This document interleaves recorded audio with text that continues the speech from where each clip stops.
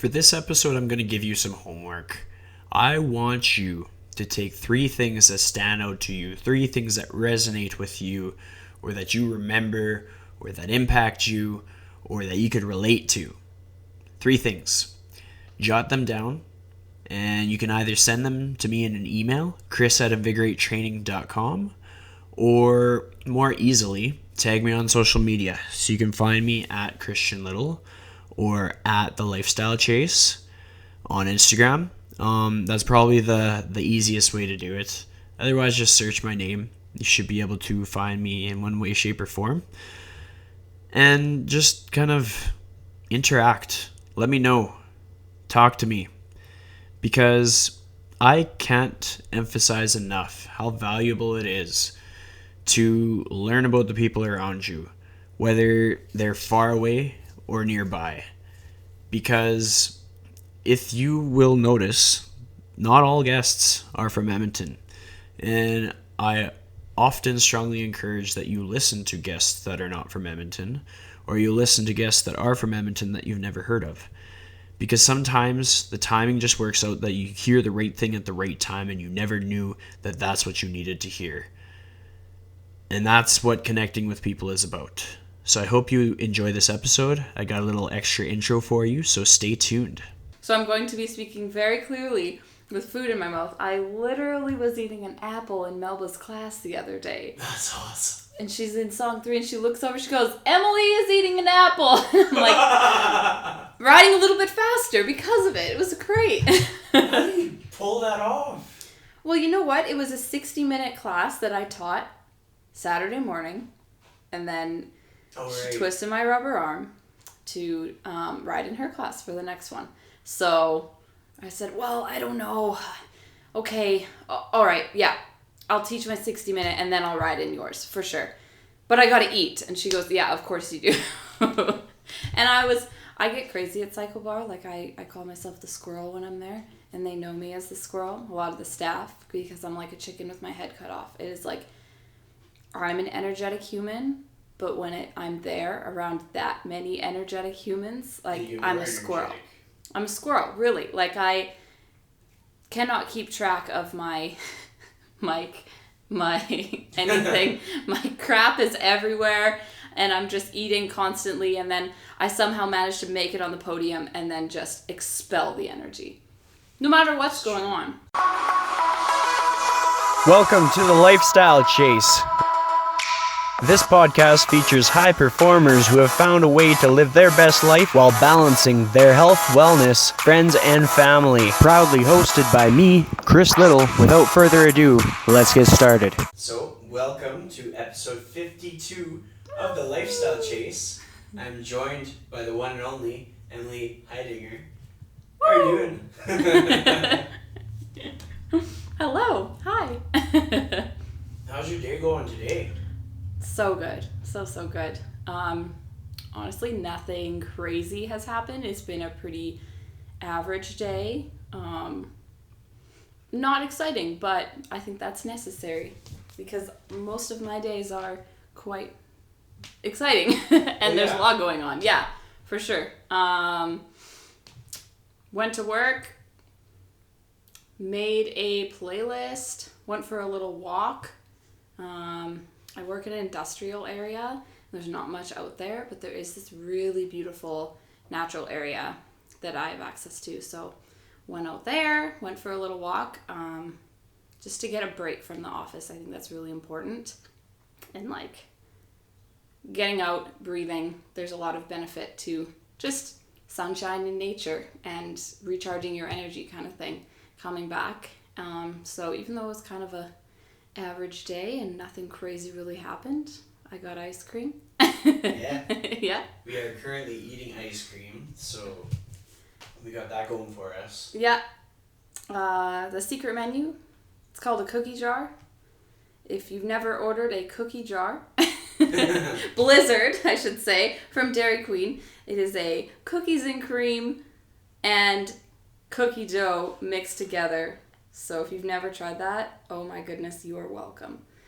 And I'm addicted. It's mind-blowing. It's been a few years since I've had one, because it's usually somebody else's idea. Because otherwise we're just like looking at the menu and just default. No. This is my weakness for sure.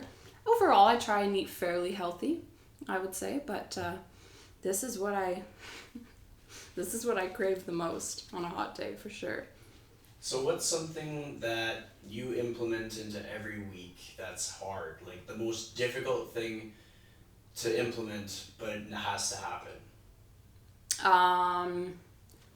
Setting my alarm and actually getting up and following through.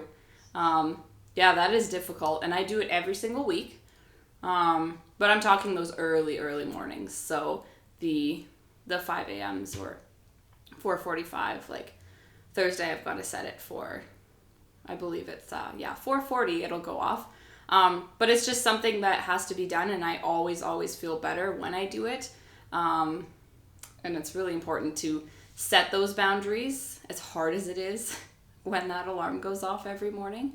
It's a non-negotiable really, because I notice it in my mental health a lot more when I do set the alarm. I actually follow through. I get up. It's a huge accomplishment, and it sounds like something so small, but it's like a little mini victory every week. It adds up. And is that like every day of the week for you, or do you have days when you sleep in? Monday is my sleep in. Tuesday is sometimes a sleep in. I'm also very conscious of where my body is at, and if I do need a break, I won't beat myself up over it. And if I do sleep in and I miss the alarm, I mean, I can't if I have a class to teach, obviously. I mean, I tried that one Saturday, but that didn't work. Oh my goodness. Yeah, if anybody's listening from that Saturday, I'll never live that one down. Were you in that class that Saturday? I don't think I was, but I heard about it. Goodness gracious. What exactly happened? Like you slept through the whole thing, or you slept so long that you missed teaching it? No, never. No. It was a Saturday morning, 8:15. I usually set 2 alarms. Yeah. So I have an iHome, or an iHome. It's a Google Home, sorry. Yes. A Google Home in my living room. So that's my second alarm. My first alarm is, of course, my phone. So it's just sitting on my nightstand table. For some odd reason, it just didn't go off. I have no idea why. And my class started at 8:15 a.m. and I woke up at 8:06. Oh. Yeah. How long does it take you to get to the studio? Probably about 15 minutes.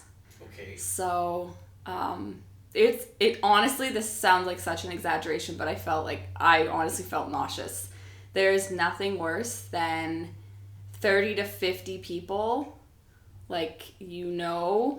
personally, and are counting on you, and you're about to let them all down. It was disgusting. And, I joke about that day, but something changed and shifted that day, whereas, this class and every other class and anytime I step into that studio is, it's about the people. And, for example, last weekend, I had a buddy who wanted to go out on White Ave Friday night. I said, okay, but I'm giving myself a curfew. I have people counting on me. I word it like that and not I have to wake up for work, because it's totally, absolutely something different. And it was starting to get late and I was starting to get anxious. And all I could think about was people on the bikes. It's crazy, but it just makes it so much more than a job, which is really cool. And I think that all started from that class that I almost missed. I showed up, I raced in. It was a 60-minute class. We cut it down to a 45. Nobody was mad about that. Yeah. And it was wild. And I know Farah said after I told her what had happened, she goes, you'll never do that again. And there's always a lesson to be learned from that. And you'll never forget that day. Yeah. And I thought, okay, I'm still pretty shook up from it. And for sure, there's something that shifted that day where it's when those people are counting on you, it's everything else. It doesn't matter. Yeah. No matter what. I know what that's like. Like, it's never happened to me as an instructor, but as a trainer. Mm-hmm. I think my phone died or something in the night, and that's been my primary alarm. Mm-hmm. And so I woke up and I realized my phone had died, and I turned it on, and then I had like calls from other trainers, I had a call from my client, and it was bad, but then I hustled. Like, I was getting the call 2 minutes after the session started. The gym was about 26 minutes away. I got there in about 15. Yeah, I don't want to talk about the speed limit that I was going. I just found the secret there was no limit. Safe, fast way that nobody knows about. But it's that whole sentiment of that will never happen again. Like, absolutely. I set several alarms. My phone's always, if I'm going to bed and it's at 15% and it's plugged in, I don't trust that. So I set another alarm. If I go to bed and it's 60%, then I know even if the cord doesn't work, it'll be on to do an alarm. Yeah. You never know. You just never know. Yeah, for sure. It's scary, but it scares you into never letting it happen again. Yeah. Because, like, it's about what that role means to you. Like, if you are not bothered by being late for work or late for a commitment, that's right. It's like the wrong work and the wrong commitment. Exactly. Yeah. No, for sure. It's the lesson that you learn from that scary moment, for sure. And I like to ask my mother about this. I do like to learn everything the hard way, which I think is a good thing. And sometimes I beat myself up over it, learning the hard way. But it's just who I am, and I've accepted that. I'm fiercely independent. I don't like asking for help. But there are situations where you do need to seek out help. But I do like to learn things on my own. And that was definitely one of those times. Yeah. I think there's a lot of attributes to having that characteristic that makes a person like you relatable. I think there's a lot of people that kind of tend to gravitate towards learning things the hard way, whether it be like stubbornness or ego or like anything really. Yeah. What was the toughest thing that you learned the hard way? Oh, wow.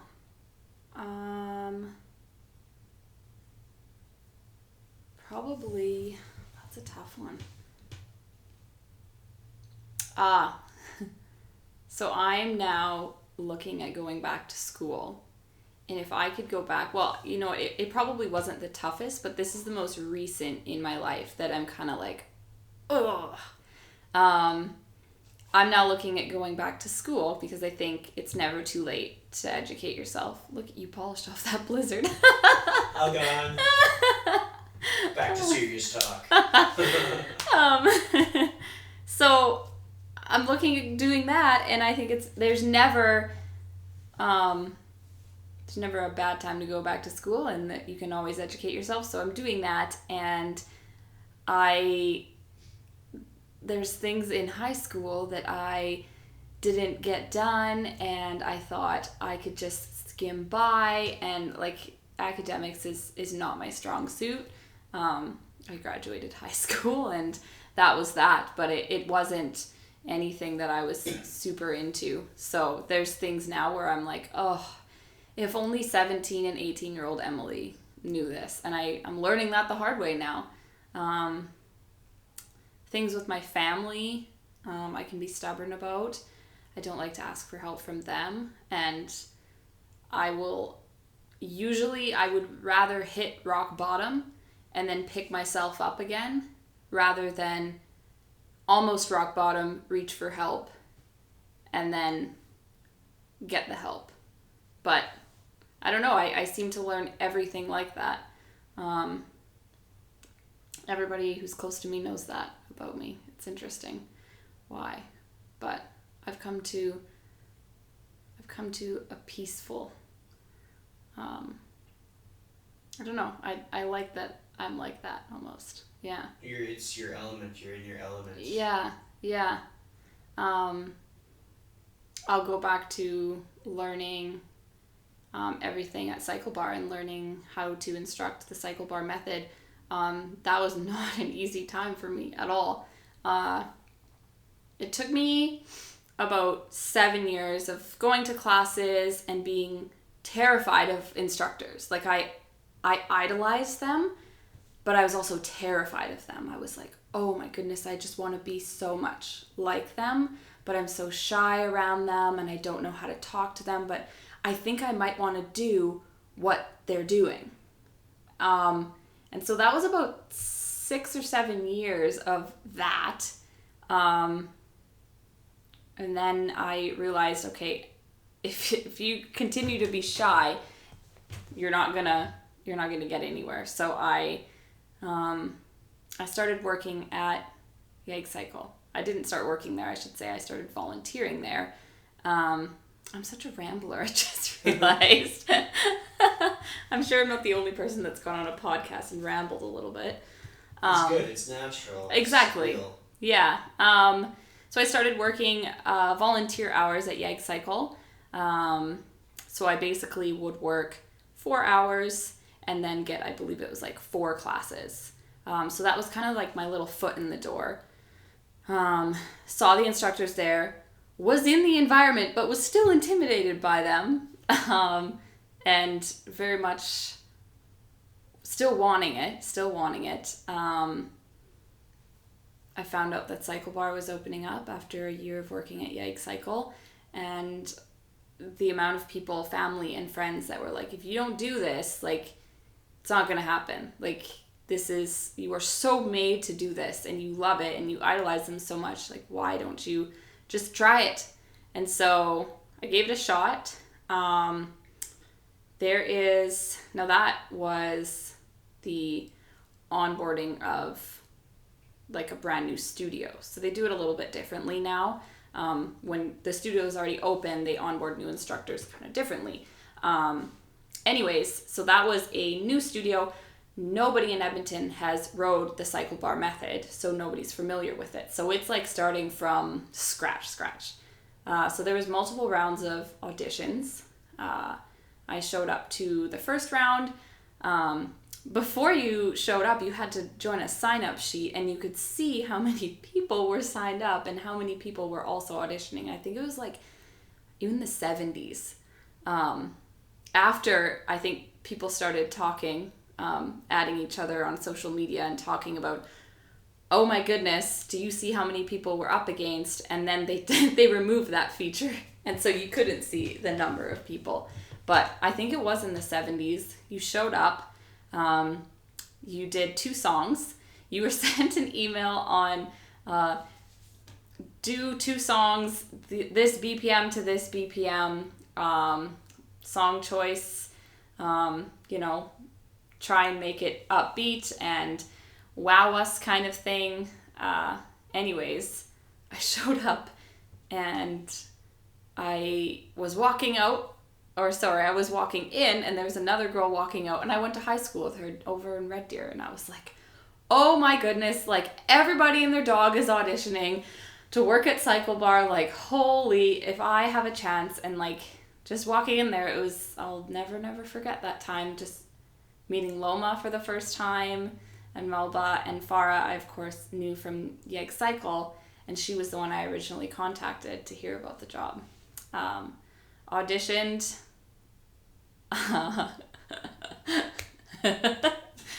Oh boy. It was I think their main comments were, well, you're very strong, and Melba needed to adjust my bike very it was bad. The setup was bad.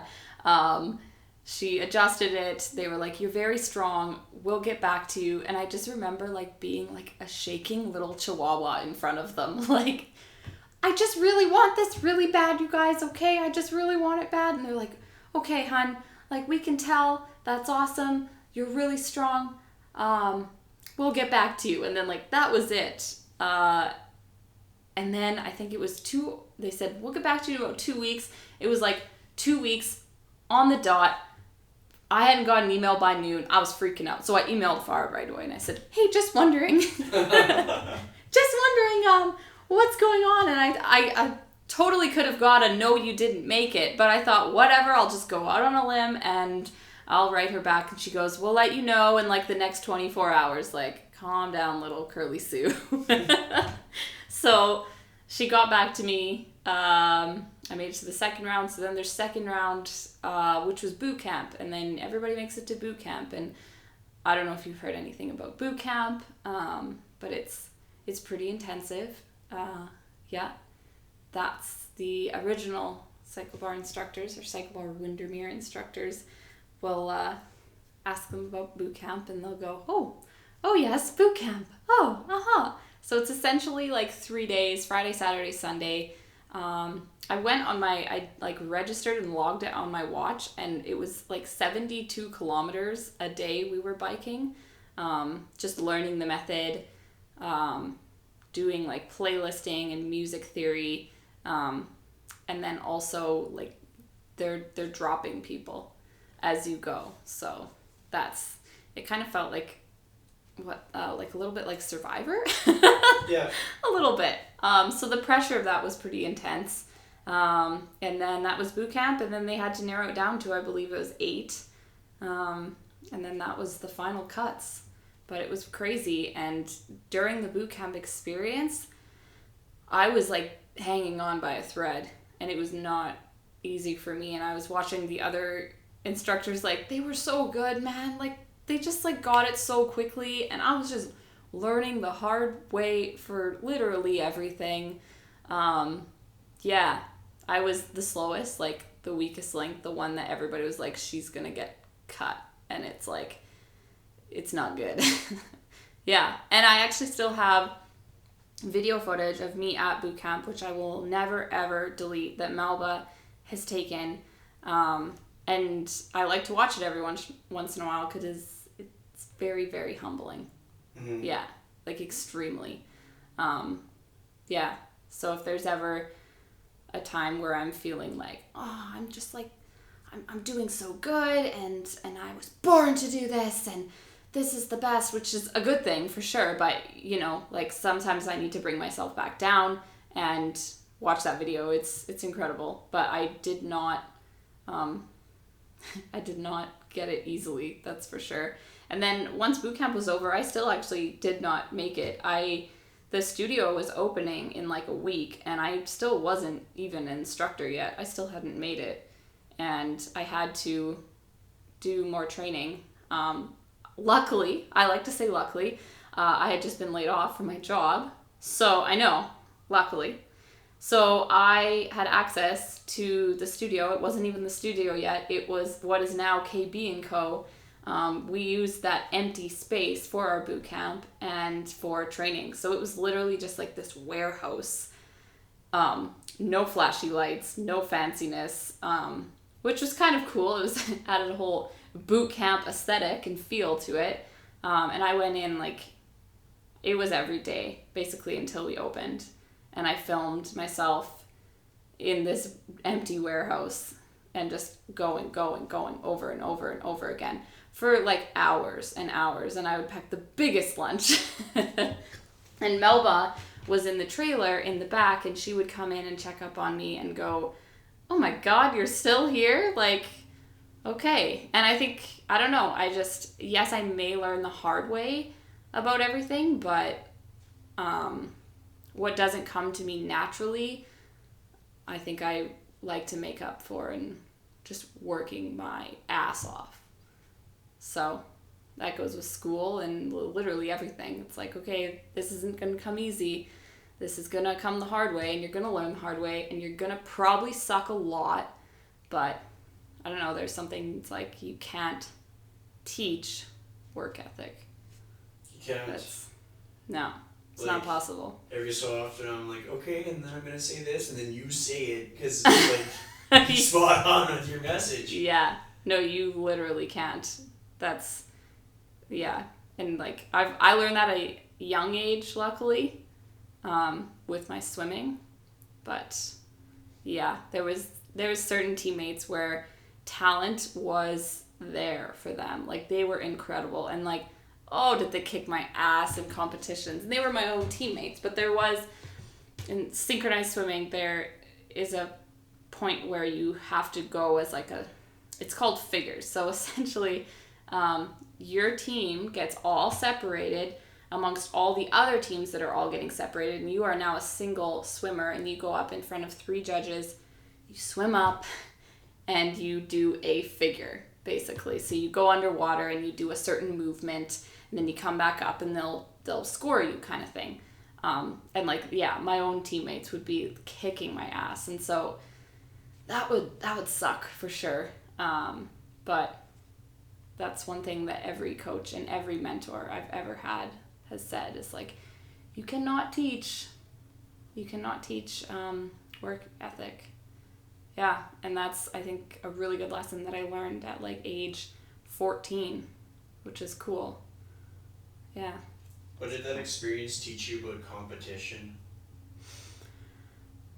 That lesson exactly is that when I am faced with tough competition,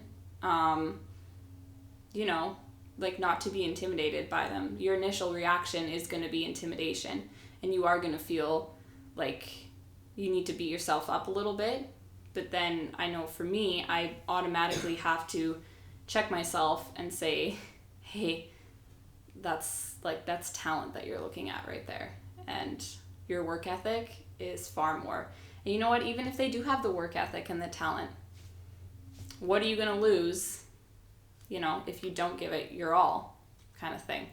Yeah. Even if you come out not how you wanted to, what's the lesson that you took away? Get back up, kind of thing. I like it. Yeah. I had this like rant on Instagram yesterday. Yeah. And it was like competition versus complacency. Mm. And it got me thinking, because like the word complacency, kind of like settling with where you're at mm-hmm. in comparison to where somebody else is at, and you're just comparing. Yeah. And maybe somebody else got everything that they want, and you're looking at that and you're thinking that where you stop, like the peak of your pyramid, right, is what they have. Yeah. And then all of a sudden you've set a limit on yourself. Exactly. Yeah. And like, everybody's going to have different abilities, everybody's going to have different backgrounds, everybody's going to have different anatomy, different everything. So like, I was even talking about this with one of my clients. It's you see what somebody gets from what they're pursuing in themselves, mm-hmm.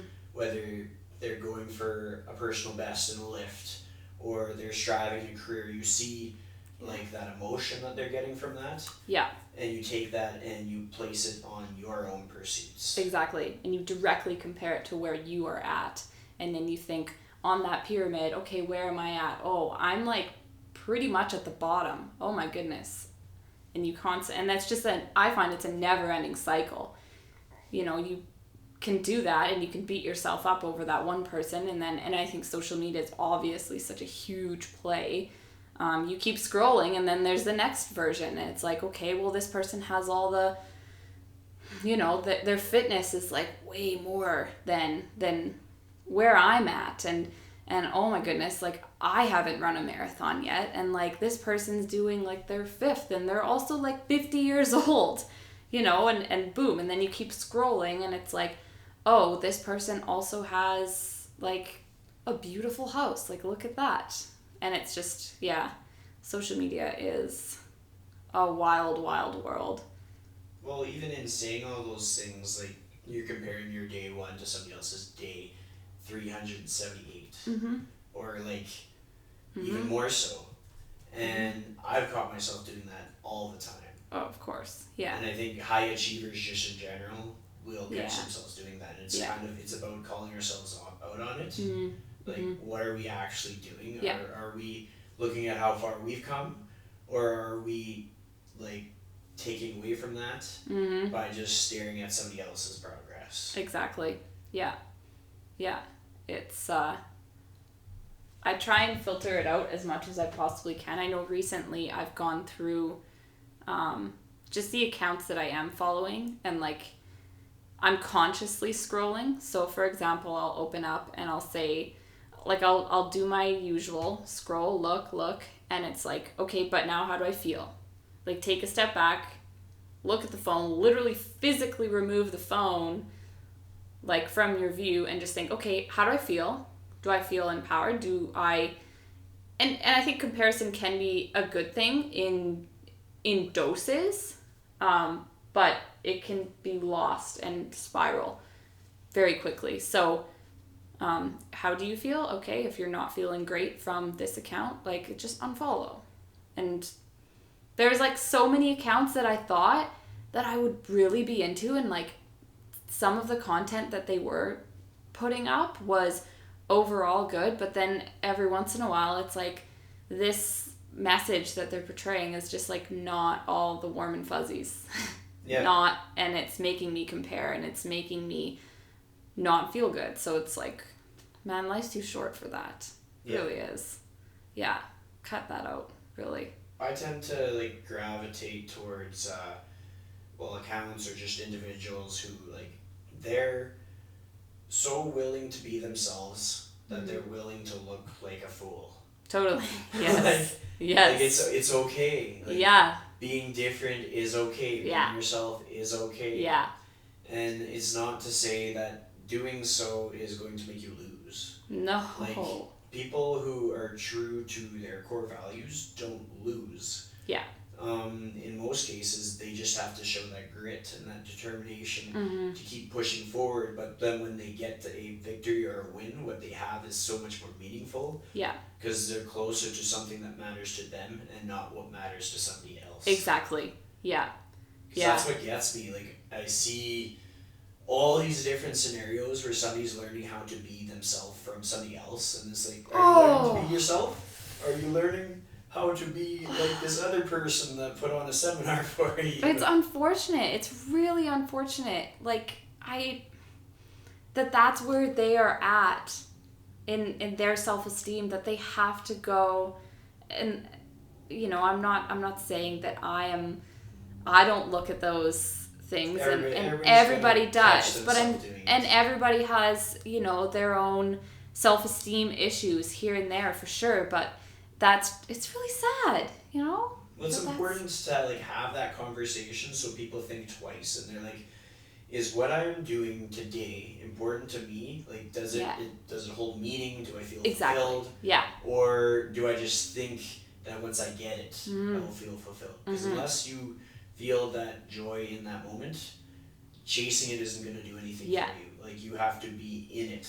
Yeah. And sometimes that means, like, really leaning into the shit in life. Because with the good comes the bad. Oh, totally. With, like, success comes failure. And you fall down. And you fall to the very bottom. Yeah. And sometimes you think, how will I get back up? And you stay down there for a little bit. Yeah. And then you find your way. Yeah. Because you stay true to yourself. Exactly. And when you are at the bottom, it's hard to stay true to those core values, for sure. I found, like, when I'm in a low, or if I'm not doing good, I find the hardest thing for me that is such a core value in my life, but the hardest thing and the quickest thing that I lose is gratitude, which, like, is something that I've been feeling a lot more of lately. Yeah. And I just thought, where has this been? Why have I kind of lost this? Why have I not been, you know, I've been saying, like, be grateful and whatnot, but yeah, it's not for, like, the last couple weeks or so even that I'm, like, really, really appreciative. Like, this incident with my car getting smashed. So, Friday night, I go to bed. Saturday morning, 45 minutes before I teach my class, Saturday morning, okay, I'll just share the whole story. I like the glitter part. So, I come out to my car, I look on the sidewalk, and I see all this glitter, and I think, oh, it's a Friday night. Someone had a party. That's so fun. I love that. Like, that's great. And then I look up, and I see that it's my car window smashed. Yeah. And I didn't even panic. First of all, I kind of laughed at it. I was like, Emily, it's not glitter. Stop. You're being a squirrel. You're distracting distracted by the shiny stuff. So I laughed, and then I thought, okay, well, immediately, like, well, you've got insurance. What did they take? They didn't take anything. And then it was so odd. I immediately just started thinking of, like, all these things that I'm grateful for while looking at my smashed up car. And then I kind of thought, where was this girl, like, even a couple of weeks ago? So when I am, like, not doing good, I lose the gratitude. And that's something that is so important in my life. But it's interesting, like, when you are lower, you know, and I'm not saying, like, a couple weeks ago was rock bottom. By all means, it was not. I went through some, like, job changes, and my schedule teaching got super switched up, and that got weird. So it was just a transition stage in my life kind of thing, and I lost the gratitude. And I immediately was, like, looking at my car and thinking, oh my God, they didn't take anything. They only smashed my window. They didn't wreck any other bit of my car. I look at the sky, I'm thinking, it's not raining. That's so good that, like, I didn't get any water damage. That's great. I look at my watch and I think, well, the car still works. Gotta get to class. Yeah. You know, like, it's just, life will go on kind of thing. And I was so fortunate that I got to drive to Cycle Bar and, like, be around everyone. And I honestly didn't find it difficult getting up on the bike. And I thought I would be, like, so many people have come to me and heard about this, and they're like, I'm so sorry, like, you must have been bawling. And I was like, I just wasn't, because I got to go and I got to teach, and everybody was there just filling my cup, you know? I was floored. Like, I saw you before class, and I was like, yeah, I'm in the class. Hyped, yeah. Here I am. Yeah. And then you kind of started with the first song, and you're like, yeah, and I saw glitter. I'm like, yeah, she likes glitter. It's so good. I love it. And then you're like, and then my car window smashed, and I just instantly, I put myself in the situation as, like, a self-employed individual. Like, if my car window smashed, I would be like, shit. Yeah. Like, yeah. my balcony panel of glass self-combusted. It just exploded in the winter. Oh. So it's just, I'm not going to worry about that for a little while.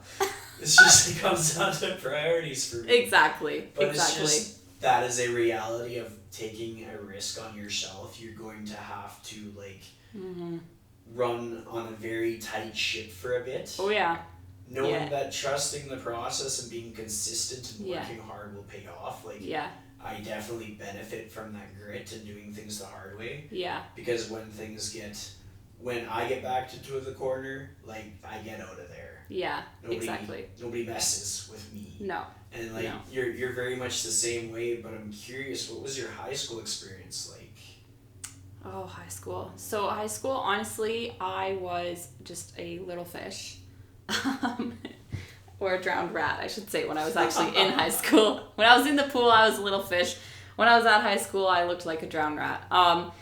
My high school experience was just, literally just swimming and training. Academics was never my strong suit, but obviously I went and completed high school, and I was kind of a floater when it came to friends. Didn't really go to parties, that wasn't quite my thing.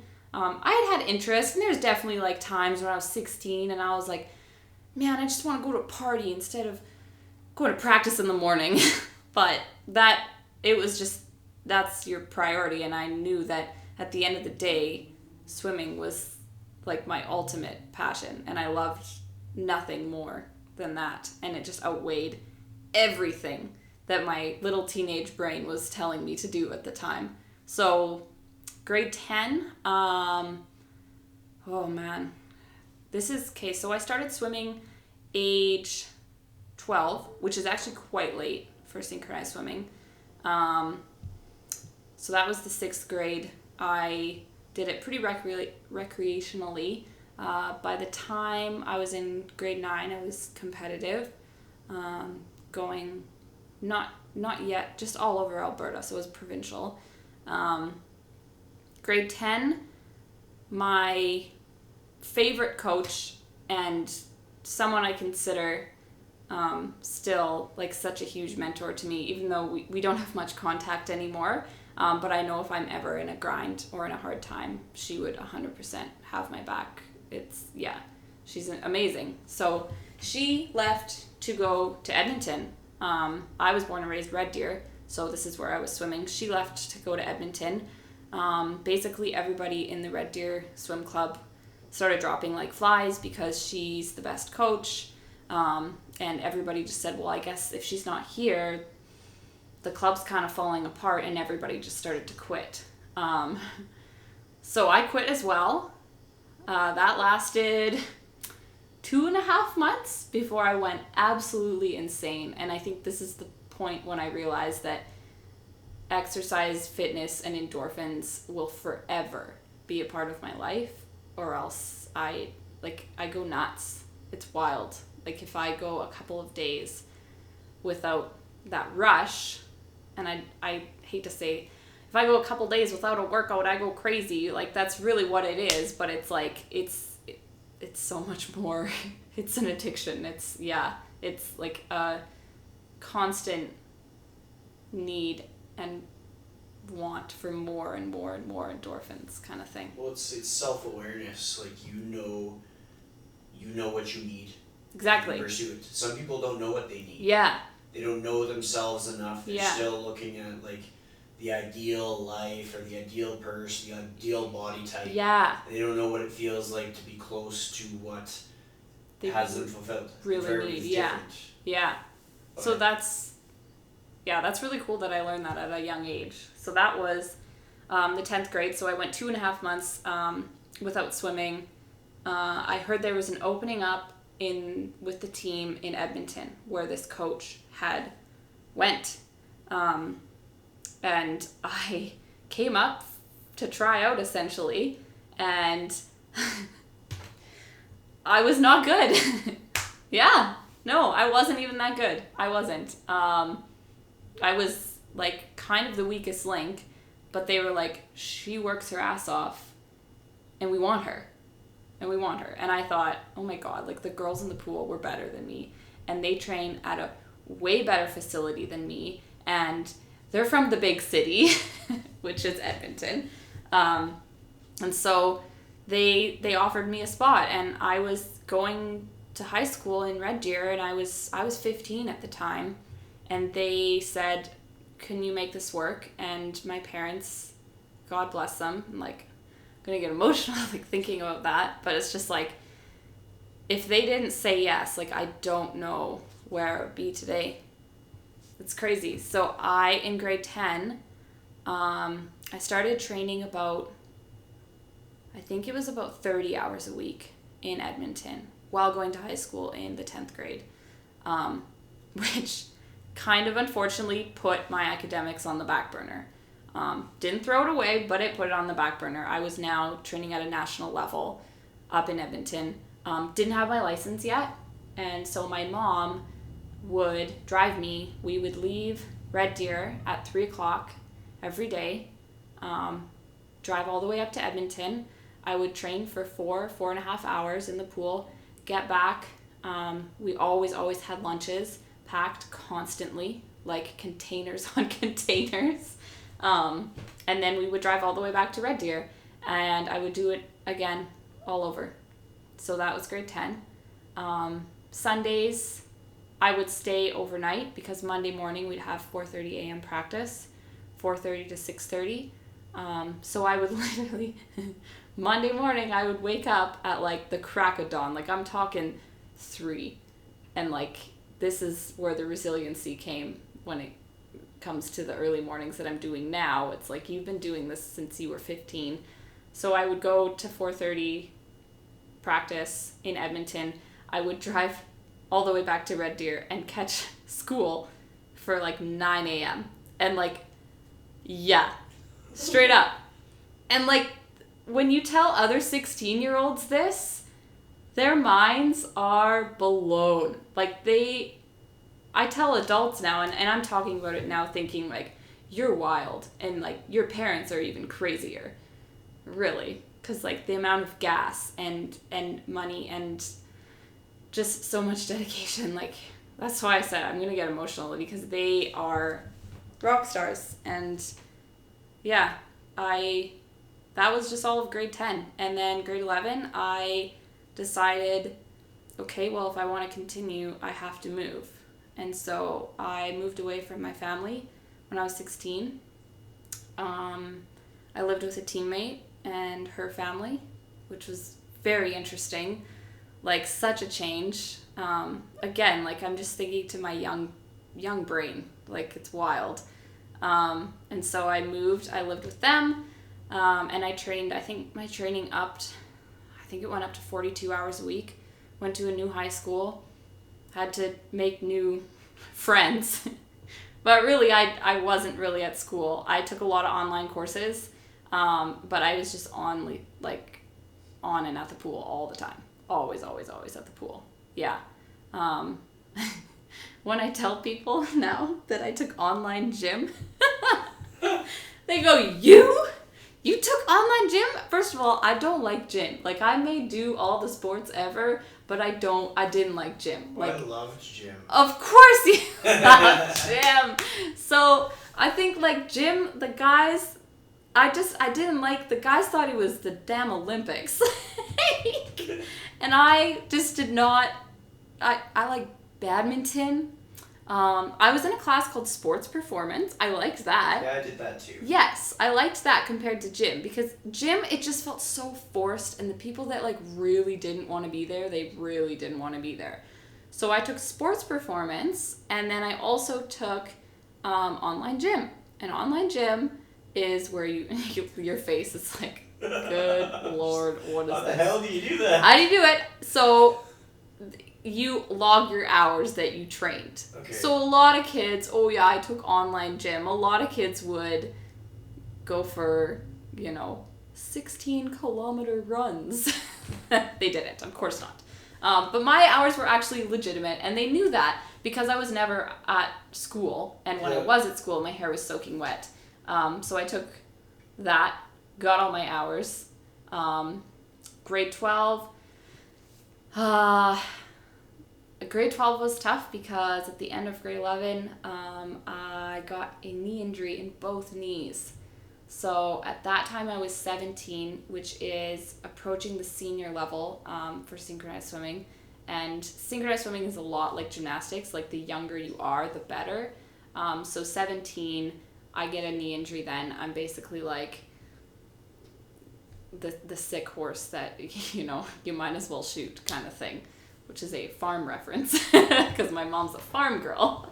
And so I kind of had to make a decision. Basically, I could get knee surgery, have a 1-year recovery time, which then makes me 18, and that makes me so old for synchronized swimming, and then I'd have to get back into it, or I call it, that is it. That's my career in synchro. At the time,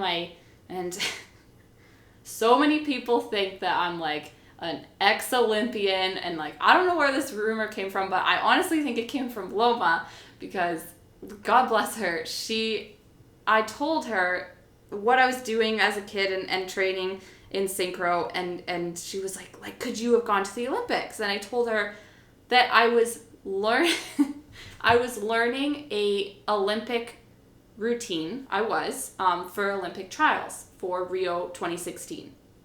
Now, think about like all of the auditions that you have to do to become a cycle star. Well, like, if you have to do that many to become a cycle star, then think about how many you have to do for the Olympics. So I was way, way, way down the line of making it to Rio 2016. So I try and be super modest about it, but people always like hear the word Olympic and they just immediately think Emily's an Olympian. So I just want to like nip that in the butt. I am not an Olympian. I'm not like an ex-Olympian. I did learn an Olympic routine, which was super hard and like really cool. And I was training 42 hours a week. I could have done it for sure. I think I could have. I would have sucked a lot and learned the hard way a lot. But that's just kind of how I roll.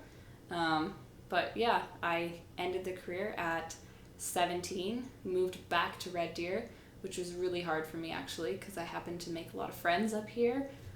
while being a fish/drowned rat. And yeah, then I graduated high school in Red Deer, just pretty average and pretty normal. So the grade 12 year was like a normal high school experience, I'd like to say. But yeah, me in high school I was just a swimmer. That's crazy. Like, that's probably the coolest high school experience of any guest. Really? That they've admitted. Maybe one of them just didn't talk about their high school experience, but yours was, as far as I can recall, and I am at risk of offending 53 people or so. Sorry, everyone else. Yeah, you win that round. It honestly was not glamorous at all. Like, if I show you a photo of me in high school, like, I literally was just the ponytail, slicked hair, always wet, always, and just, like, in sweatpants, and just probably not even really at school, because I was just at the pool. Like, I looked like the kid that was skipping school all the time, but I wasn't. Yeah. I swear. Like, I was getting all my credits, I was doing my classes, I was just at the pool.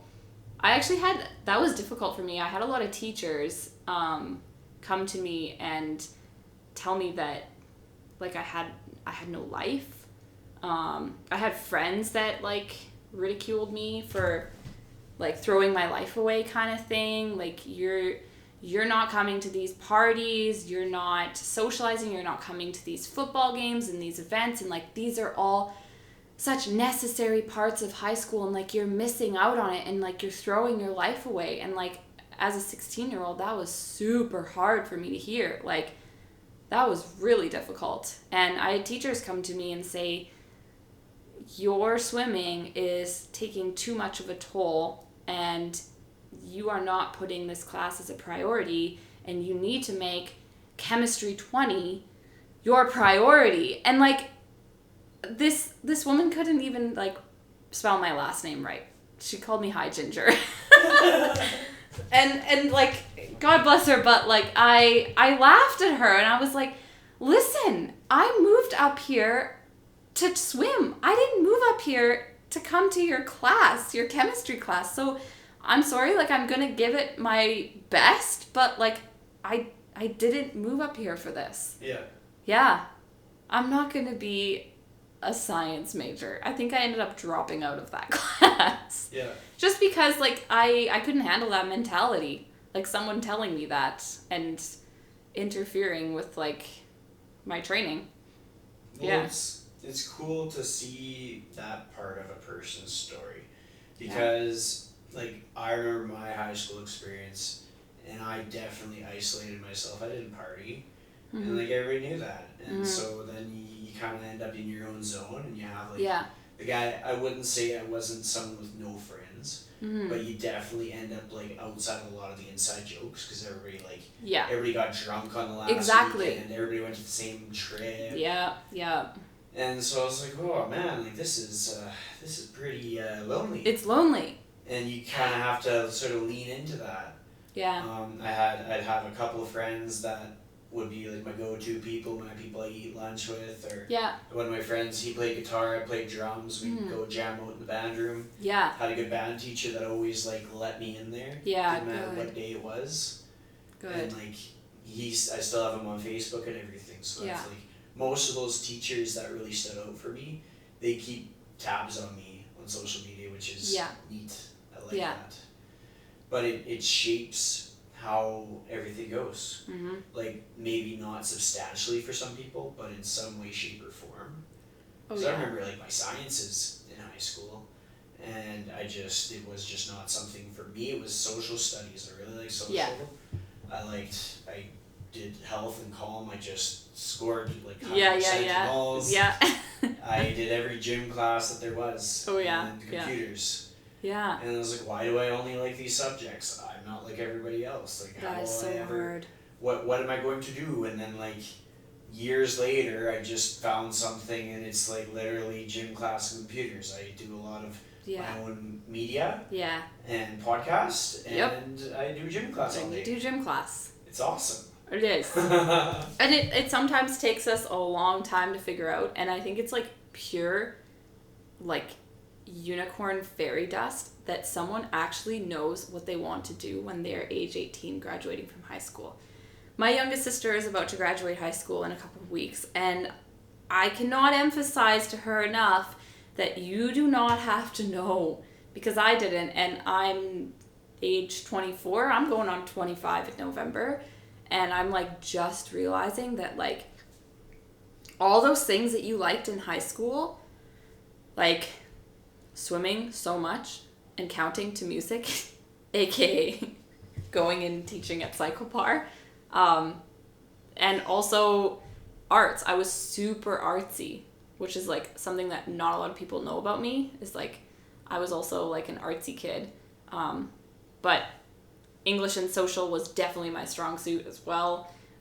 Science, math, no, not excelling. And in my recent life, I took on a new job, like as of a couple months ago, and the job ended up not working out, which was like really, it got me down because the job was a electrical engineering job, and I thought, I'm gonna nip everything in the butt about what I've told myself that I can't do.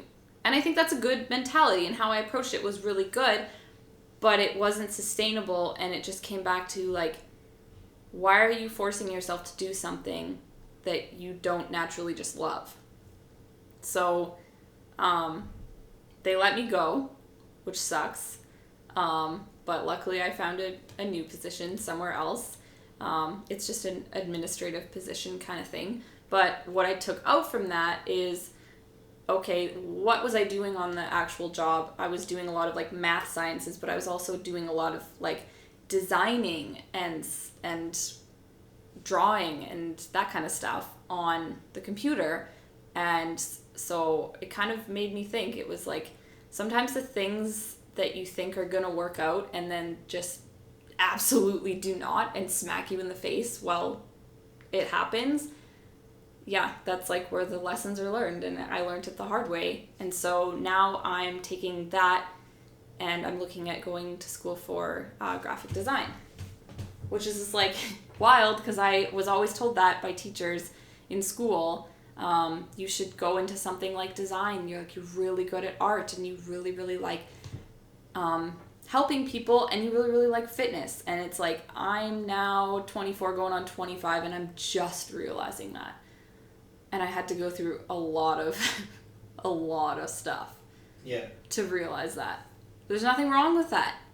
Well, yeah, I completely agree. Like I was chatting with Farah like a week ago. Yeah. And she was like, do you ever think that you'll go back to school?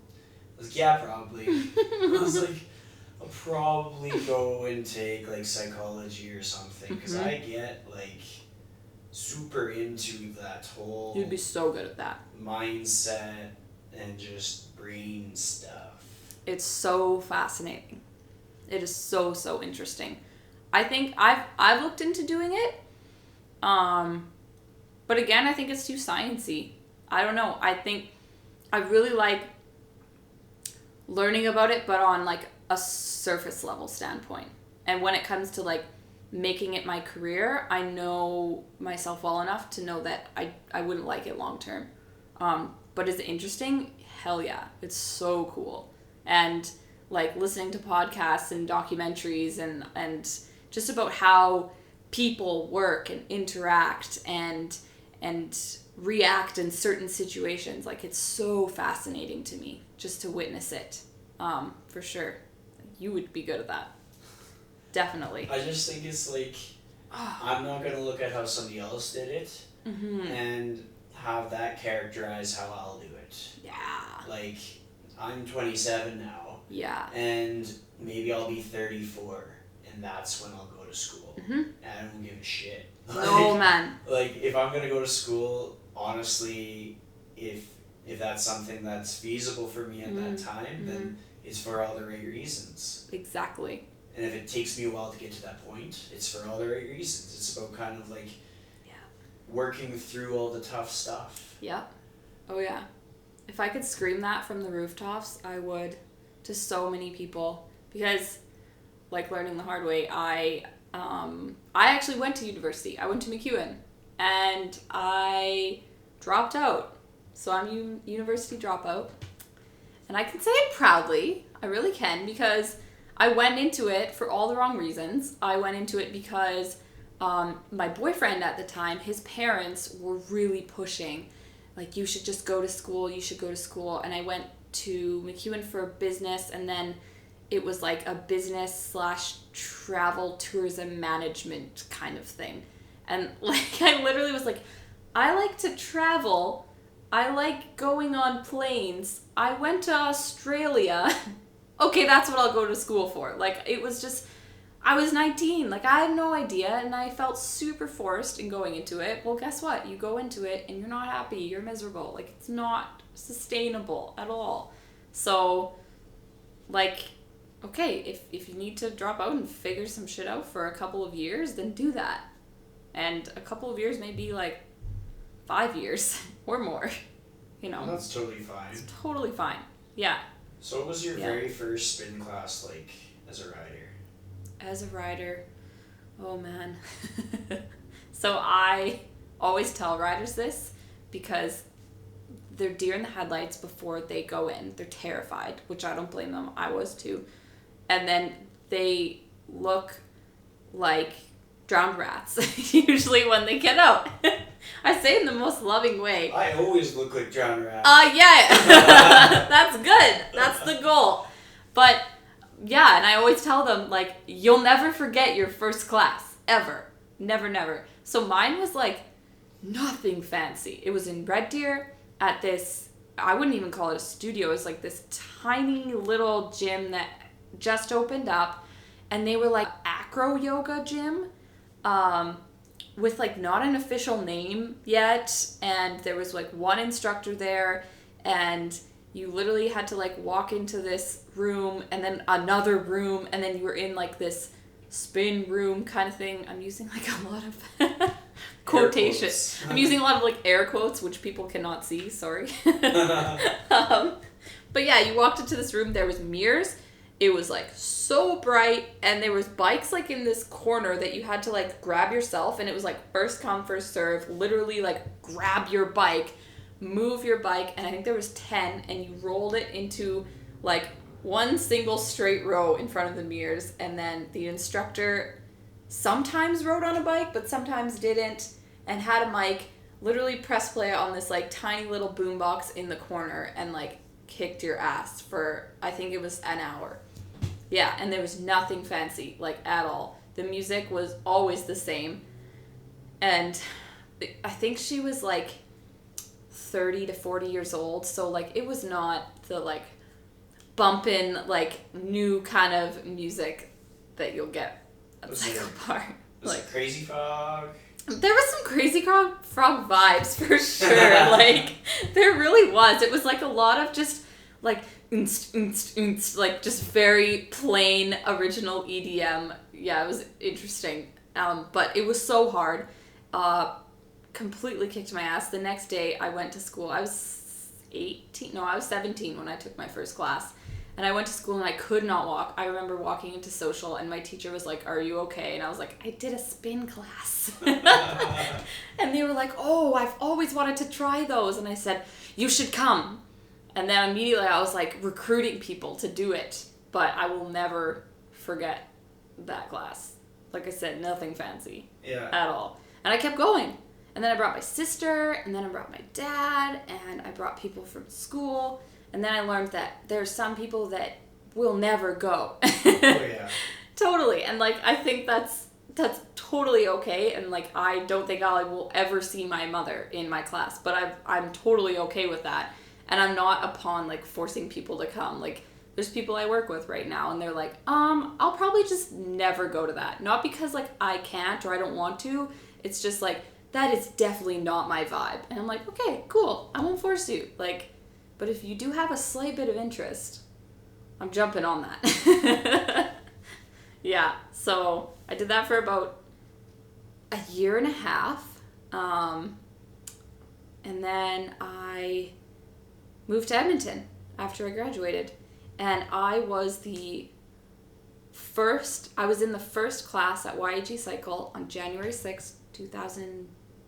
Oh no, was it 16? I think it was 2016 when it opened up. Yeah, I remember it was January 6th because that's my sister's birthday, and I was at the very first class there, and I, like, oh my God, was I gung-ho. Yeah. Like, it's weird, this addiction. When you like it, you really like it. It's like olives. You love them or you hate them. It's like, so I was the first one, and wow, was that a whole new world. Like, the lights and everything. So that was a game changer, and I loved it there. Yeah. Got a membership, and it was something that I did kind of on and off, though. But it was like, I would do it gung-ho for like 2 or 3 months, and then I'd like take a breather and get distracted with like yoga or running or something else. Like I have to be doing multiple sports, sometimes at different times, sometimes at the same time. But I would always come back to it, like always, no matter where I went. There was a stint where I lived in Revelstoke and I didn't have it, and it was so weird. It was so weird not having it, because it was just like my go-to workout. Like everything that you want, you can get. Yeah. I'm sounding like so promo right now. Well, it's something that it's about that self-awareness again. Yeah. Knowing what serves you, knowing what brings you joy, and just Exactly. not giving a shit, just implementing it. Yep.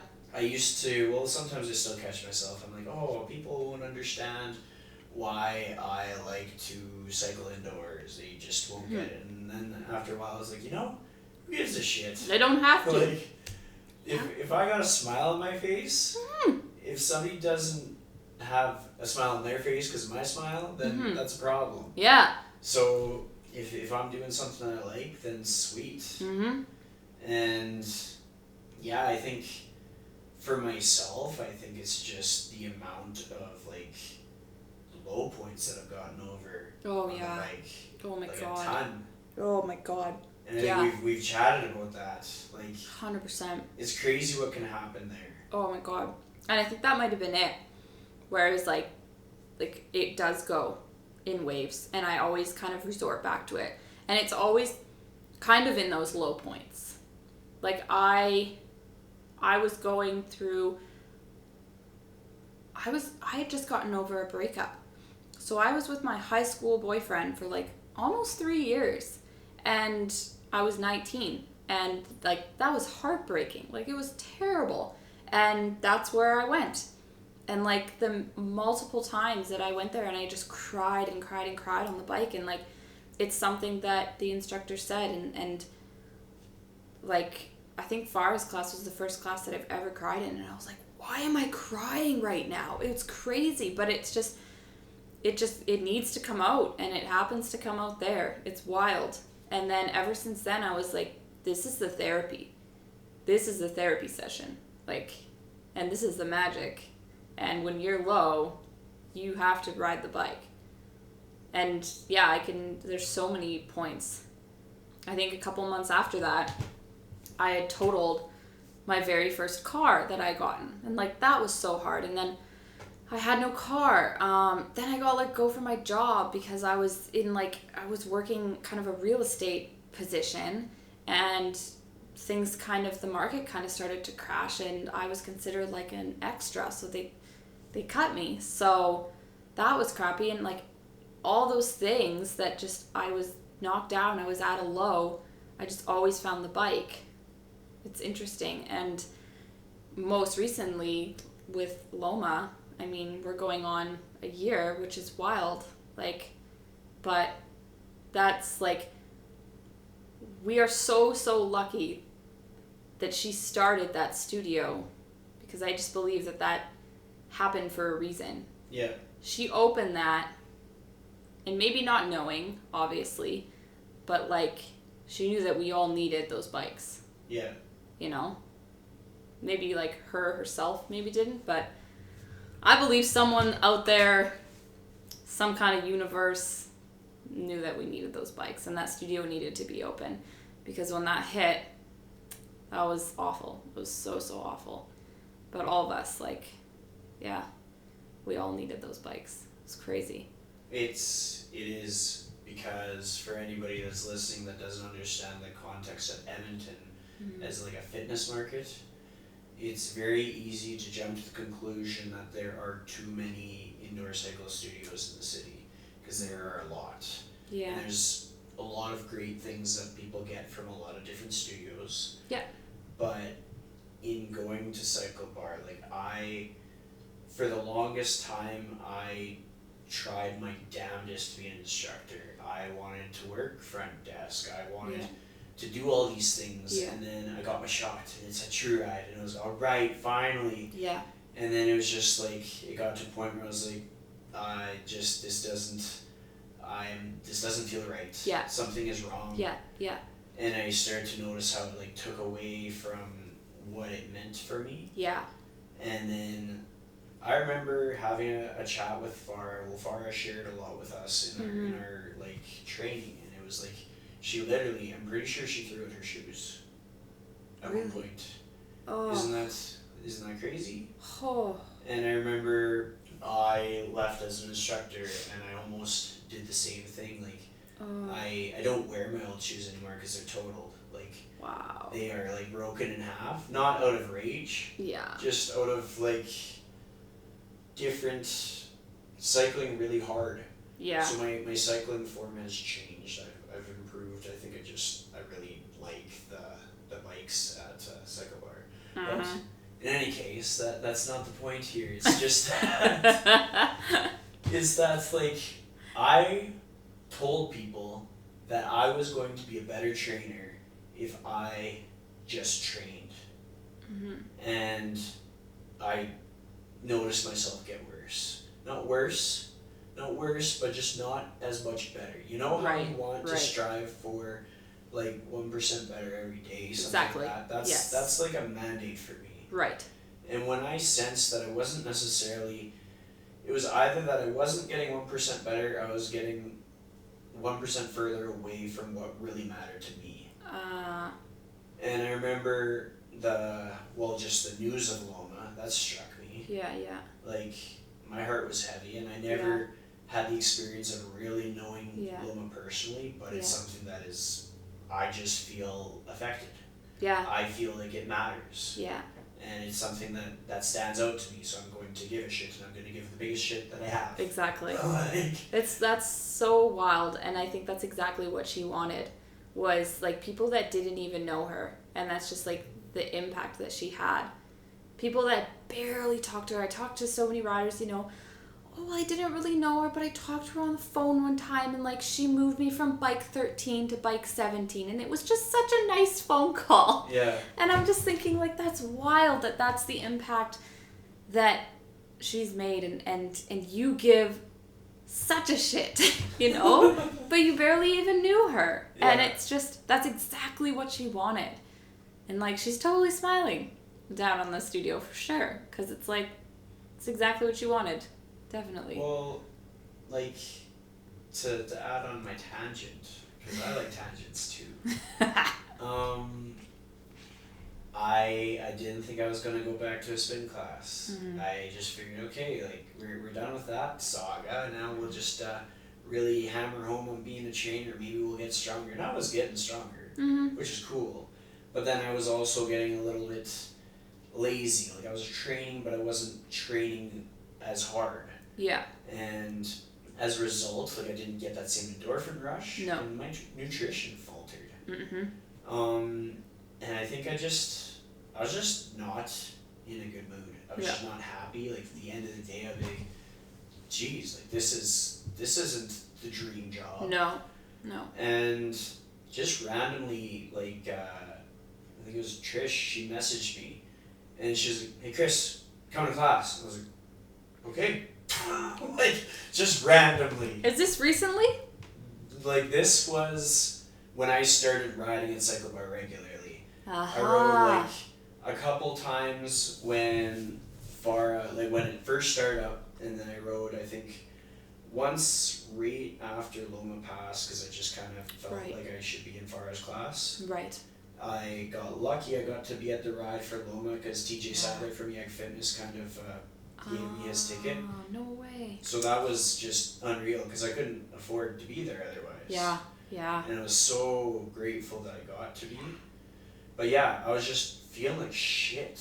Yeah. And I get this message, it's like, Chris, come to class. I'm like, alright. Okay. And I had been to like 2-3 cycle bar classes before that. Yeah, yeah. And this I think was like July or August. Mm-hmm.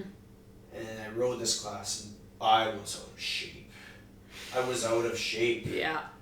Like, yeah. And I knew it. I knew it walking in. I knew it riding. Yeah. I knew I didn't have the beat. Yeah. I knew it. Yeah. I was like, I really let myself go. Like, I might be strong, but I let myself go. Yeah. That's not what I'm in this industry for. No. This is not what I project to my clients. No. And I just remember kind of thinking, like, oh, needed that. Yeah. She said all the right things. Uh-huh. Played the jams. Yep. Like, walking out of there, and I was like, oh, man, like, wish I could afford this. Yeah.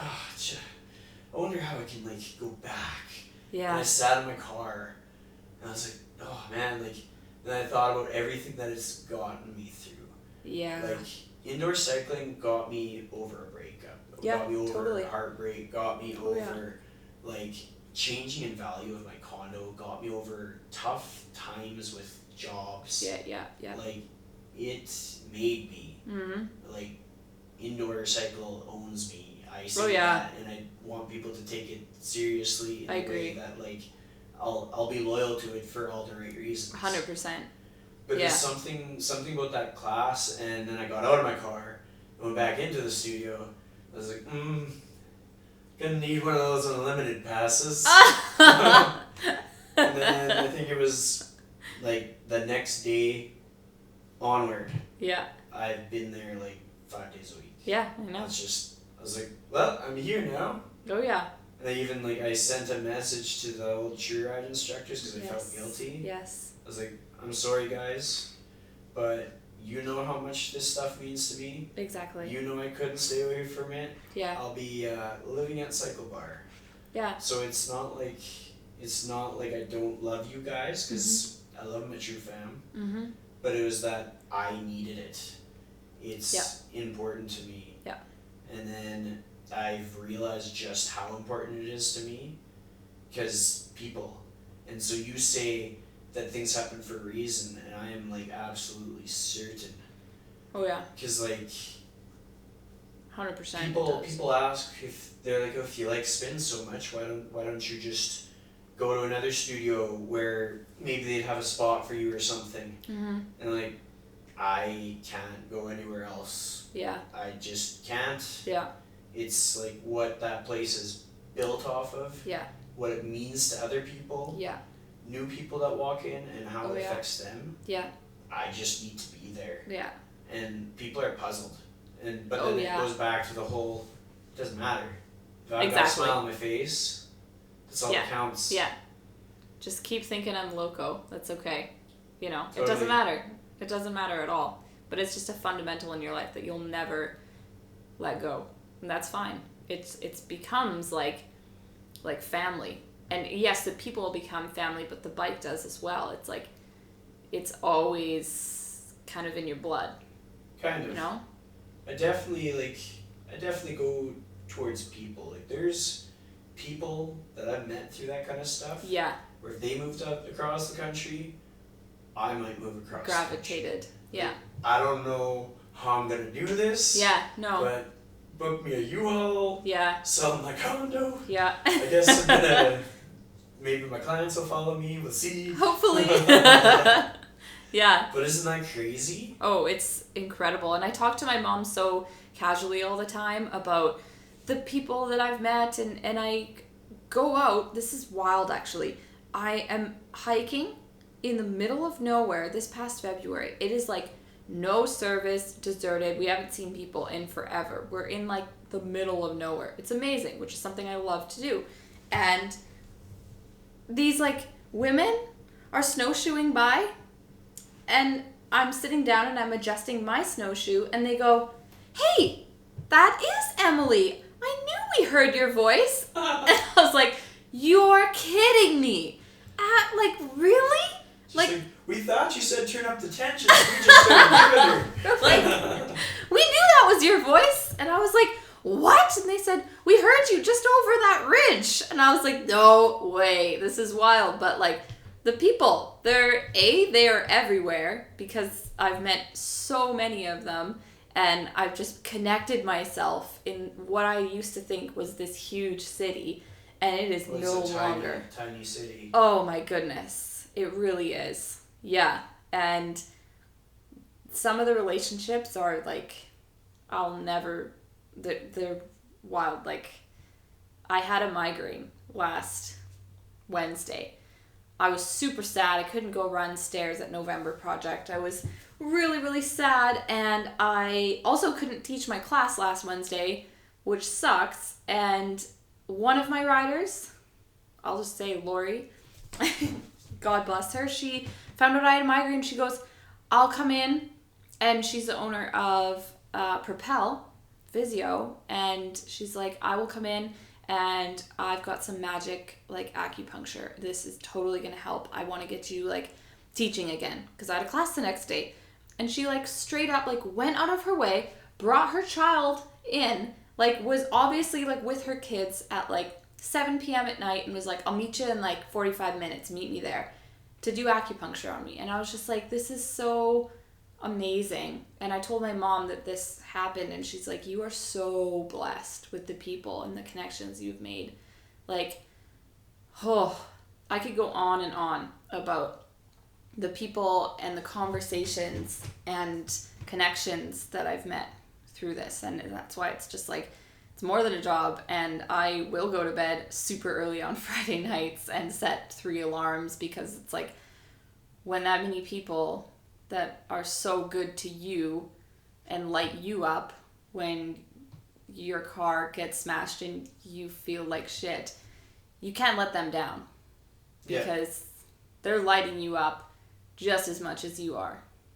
And I said that recently. I made a post about just how grateful I am for the people around me and everybody that I've met. And I can only hope to just return the favor of like what they give to me kind of thing. It's just amazing. Yeah. I think it's a testament to who you are as a person as to who surrounds you. Yeah, definitely. It's that whole your vibe attracts your tribe thing. But it's true. Yeah. It's true. Yeah. Oh yeah. Absolutely. And I find myself around, there's certain individuals with my day job right now that I like, they are not my tribe. And it is like, they're repelled off of me. Like, we just can't even relate on anything. And, you know, I actually read a quote recently. What was it? It was, pay attention to when you tell someone good news.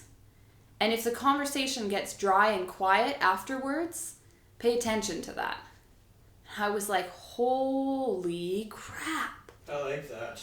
Whoa, like actually think about that. And I thought of a situation where it was last week and I told this certain coworker about how I went and ran stairs at Commonwealth Wednesday morning. And I was so hyped about it. And I was like, I watched the sunrise. I got up so early. Like, it was amazing.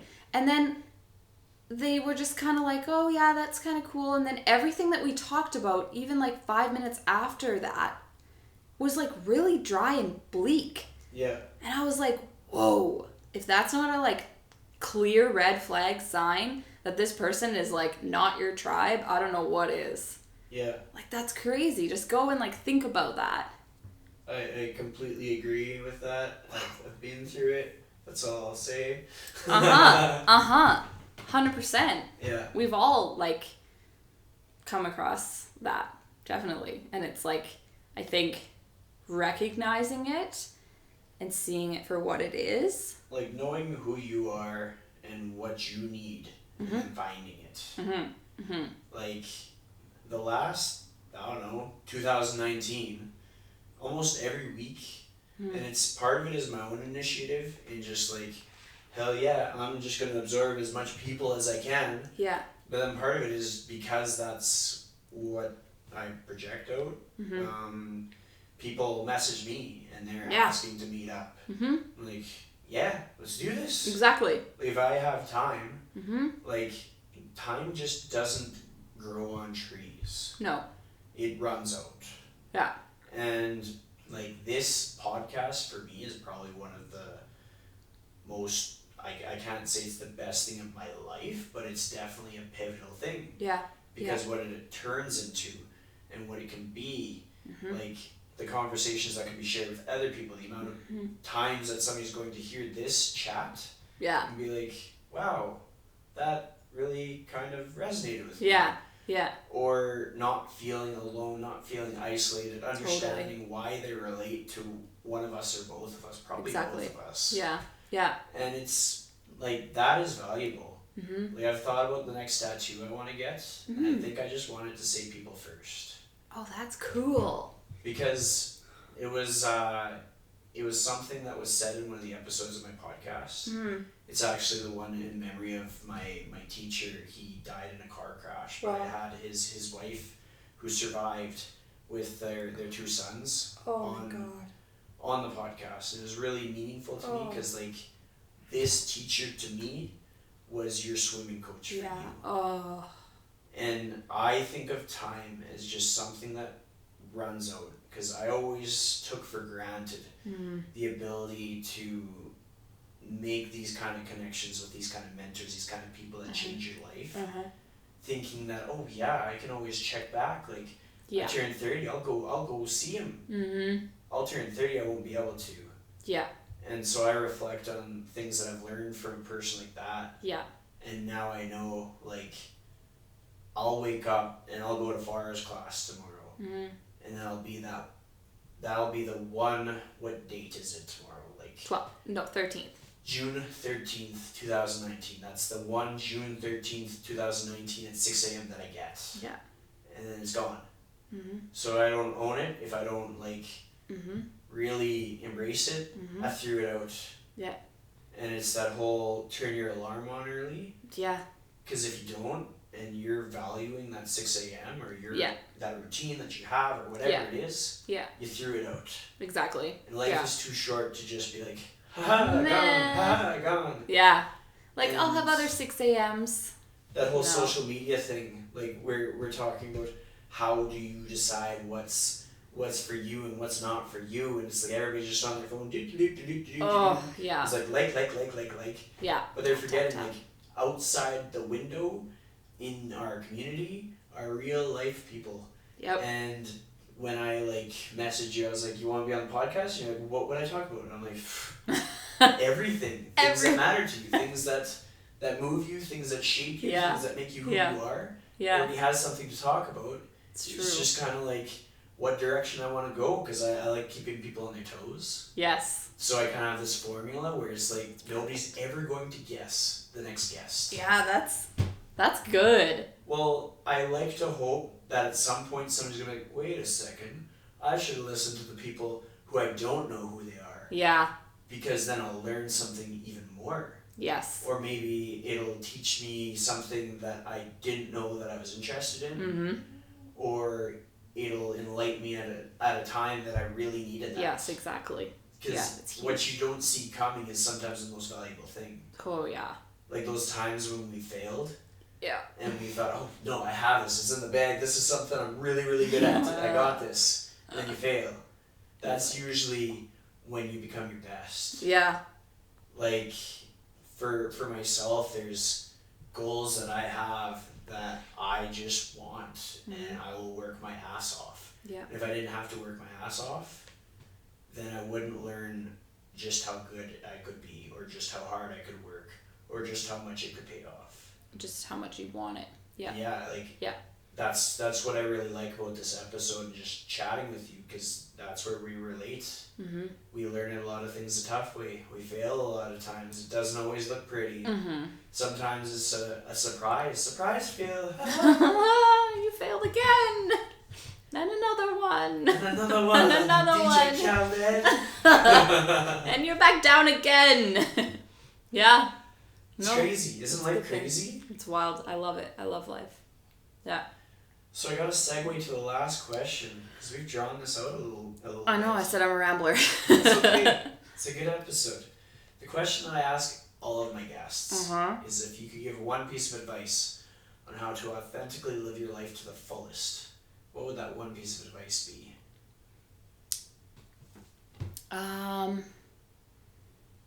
Authentically live your life to the fullest. Oh, wow. Just something that feels true to you, where you find the most joy. Yeah. I would probably... You know what? I talked about it recently. Someone that I know well, he has had cancer, and he obviously got over cancer, and he recently talked about not waiting, and don't wait until something bad happens.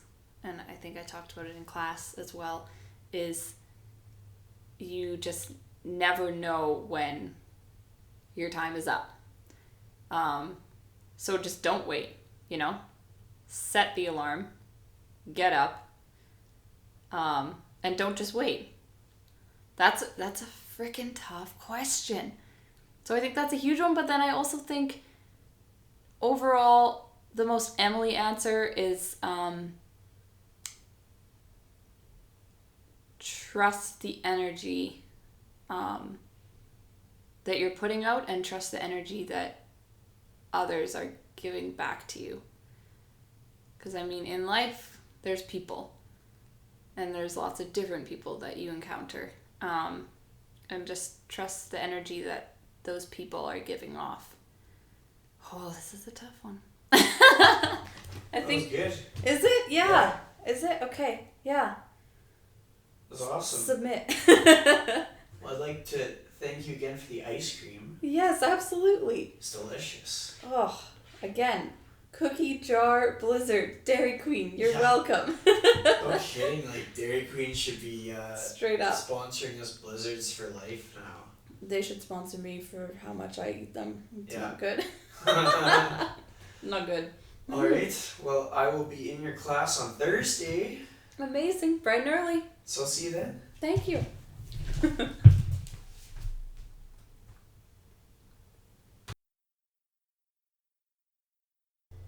You made it. You're still here.